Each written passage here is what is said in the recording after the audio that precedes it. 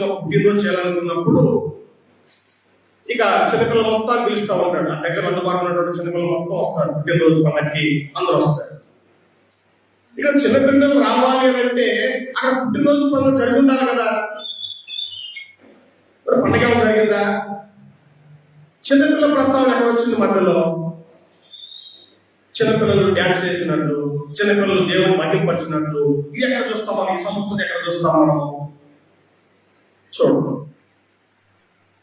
కబర్ల ప్రస్తావన ఉంది, దూతల ప్రస్తావన ఉంది, జ్ఞానుల ప్రస్తావన ఉంది.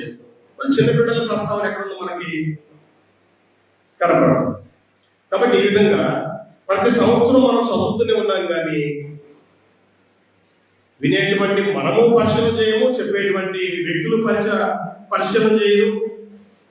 ఎవరో చెప్పేటువంటి మాటలు పట్టుకొని ముగ్గురు జ్ఞానులు వచ్చారు. ముగ్గురు అనేటువంటి మాట లేఖనాల్లో లేనటువంటి మాట, వీళ్ళు కల్పించుకున్నటువంటి మాట.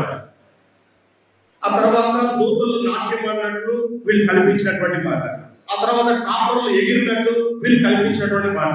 ఆ తర్వాత చిన్నపిల్లలు ఎగిరినట్టు వీళ్ళు కల్పించిన మాట. చలి కాచుకుంటున్నారని చూసావా, అది వీళ్ళు కల్పించినటువంటి మాట.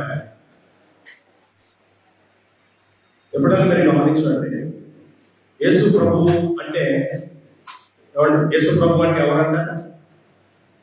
నేనే మార్గమును సత్యమును జీవము, నేనే సత్యము అన్నాడు. ఆయన గురించి మాట్లాడేటప్పుడు ఇలాంటి లేని కూడా అబద్ధాలు మాట్లాడితే ఎలా?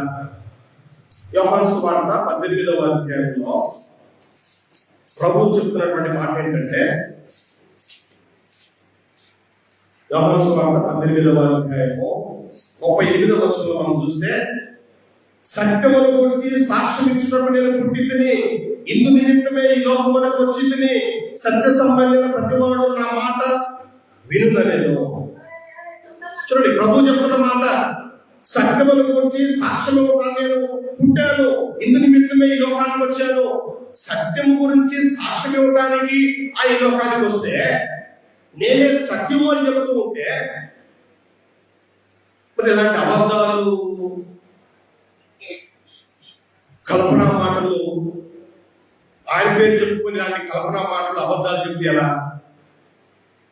నేనే సత్యం అని చెప్పినటువంటి యేసుక్రీస్తుతో మన యేసుక్రీస్తు మనం జ్ఞాపకం చేసుకుంటూ ఇలాంటి లేనిపోని మాటలు మనం కల్పించుకొని అబద్ధాలు దాన్ని జోడిస్తే ఎలా ఉంటుంది? ఏమండి?